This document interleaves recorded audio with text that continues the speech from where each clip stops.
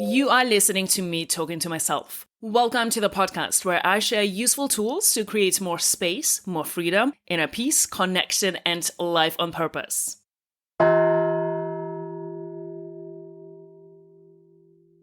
Hello, my friends. I have just finished my retreat in Portugal. 8 days of mindful resets near Sesimbra. It was amazing. The venue is surrounded by nature, forest, and space, and peaceful, calm energy. Nourishing food by an amazing chef, fresh, colorful vegetables from our own garden, and amazing seafood and fish. A beautiful team of people. Everybody is so different and so similar at the same time. After an opening circle on the first day, where we introduce ourselves and our intentions for the retreat, I start the retreat with a silence day. After traveling and all the noise, it is a great way to disconnect and reconnect. And very insightful for everyone, gaining moments of clarity about the power of language and connection through language. It is inspired by the Vipassana experience I talk about in the very first episode. I would like to organize a silence retreat at some point. We did sunrise yoga every morning and meditation, watching beautiful colors of the sky and listening to the sounds of birds and sheep. And a sunrise yoga on the beach, having our feet in the sand, breathing to the sound of the ocean and having the gentle sun touching our skin. And a refreshing swim afterwards. What an amazing start of the day. I was doing it every day while living in Portugal, and I wanted to share this magic with my people. I offer yoga workshops such as foundations, backbends, and inversions, and handstands, as a retreat is a great opportunity to deepen the practice and understanding, ask questions, take time to individually give adjustments, suggestions, and modifications. So people come out with new tools, insights, refined practice, more understanding why and how to do things, and new healthy habits. Everybody needs foundations, so we get all the benefits from the practice. Everybody needs to know how to practice backbends safely, so we keep our spine healthy. And everybody is having fun exploring inversions and playing with handstands.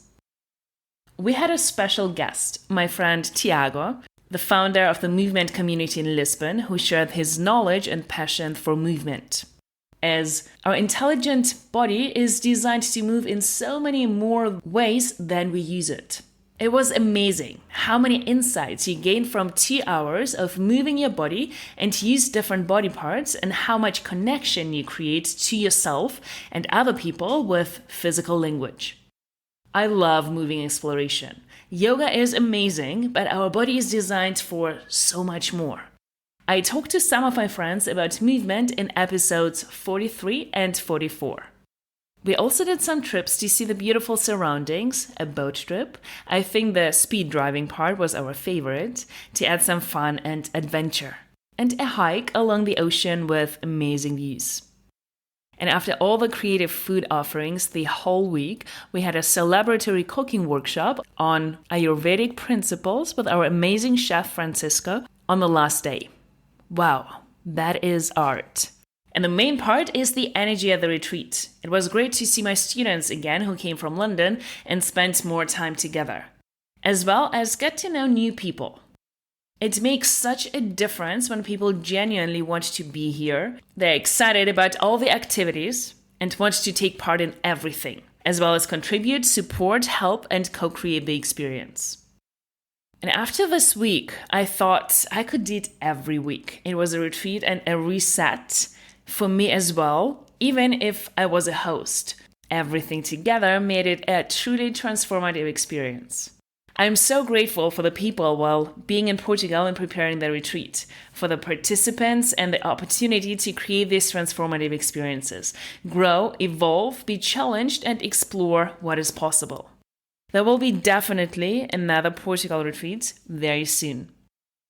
And of course, sharing circles were a big part of the retreat as well, creating a safe space to reflect, to think, to discuss and share our intentions, our limiting beliefs, our relationships with ourselves, and our values. And this is what I would like to talk about today. In the last year, my values changed a lot. And it is important to reflect from time to time, what do I value now and why? What is my definition of this value and how does it show up in my daily life? And question if those values are actually still my values. So, what are actually values? Values are guiding principles that shape our decisions, actions, and ultimately our lives. Values are the core beliefs and principles that matter most to us. Values are the foundation for our choices and actions. They define who we are and what we stand for. They are different for everyone, and we all have them if we are aware of it or not. And they can also change over time. So, why are values important? They play a very big role in shaping our identities. Our values reflect what we find meaningful, and by living in alignment with our values, we find a sense of purpose and fulfillment. Every moment of every day, whether we realize it or not, we are making a decision of how to spend our time, of what to pay attention to, and where to direct our energy. Right now, you are choosing to listen to this podcast.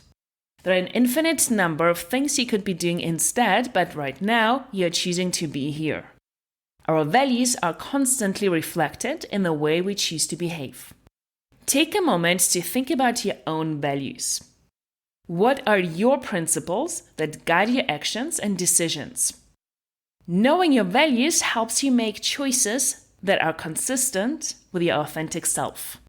But it's not just about knowing your values, it's also about living them. Imagine your values as a set of goals for the person you want to become. Are you living up to those values in your daily life? When we make choices aligned with our values, we experience a sense of integrity and inner peace. So, how can we discover and nurture our values? It's an ongoing journey. Start by reflecting on your life experiences. What moments have made you feel proud or fulfilled? And also think about when have you felt discomfort or regret? Those are signs that can help you identify your values. Values can evolve over time. As we grow and learn, our priorities shift. It's essential to revisit and question our values from time to time to ensure they align with our current beliefs. My 5 core values are truth, love, courage, faith, and integrity. Let's talk a little bit more in detail what they mean for me and how they show up in my daily life. Truth means being true to myself, what I want and what I do not want. It's saying the truth even if it hurts. Being honest with my thoughts, words, and actions. Not people-pleasing. Truth is the foundation of authentic relationships and communication. It's admitting when I'm not right and being transparent. Love is being kind and compassionate with myself and others. Self-love. Filling my own cup first. Putting my oxygen mask first. It's being selfish. It's very important to love myself first, all the versions of myself and all the stories of myself, so I can love and understand and be compassionate with other people as well. It's setting boundaries and saying no. It's being disciplined and showing up for myself. It's saying the truth and do things I do not want to do in the moment for that better version of myself. It's prioritizing my sleep and self-care. It's doing what brings me joy. It's letting go of things and experiences that are not aligned with me and people that do not value my time. It's giving authentically without expectations. Courage is visualizing that dream and goal and going for it without knowing the how and trusting the process. It's moving towards uncertainty and fear and taking risks. Courage is essential to overcome obstacles and for personal growth. It's trying something new. It's having difficult conversations and pursuing my dreams and goals. It's being vulnerable. Faith is believing in something bigger than myself. It's trusting that the universe will guide me and support me. It's trusting in my own inner guidance and intuition. It's believing in myself and that I have all the tools I need within. It's knowing that everything happens for me and there is an even better plan for me than the one that I can imagine. And it will all make sense in the end. It's believing in magic and miracles. Integrity is being honest and living according to my principles. It's consistency between my values and my actions and my behavior, even if nobody is watching. It's honoring and respecting myself and others. It's keeping promises. It's knowing that whatever happens, I will have my own back. It's never sacrificing my integrity for any goal. And now it's your turn.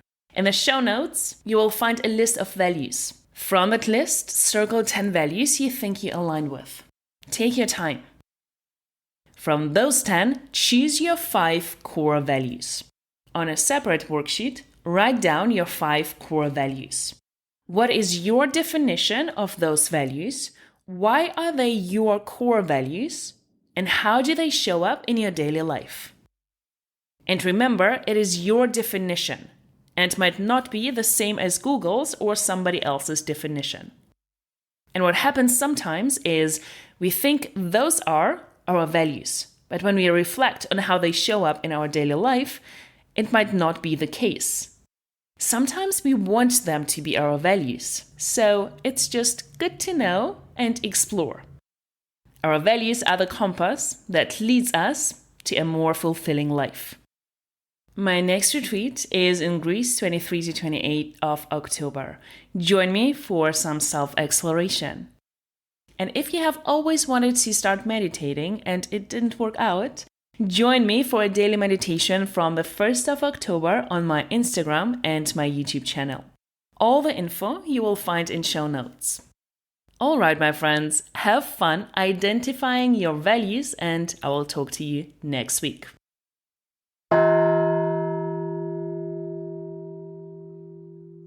Thank you for being curious. If you enjoyed listening, rate, review, subscribe, share, and join the conversation. Do not miss out on yourself, your power, and what is possible for you.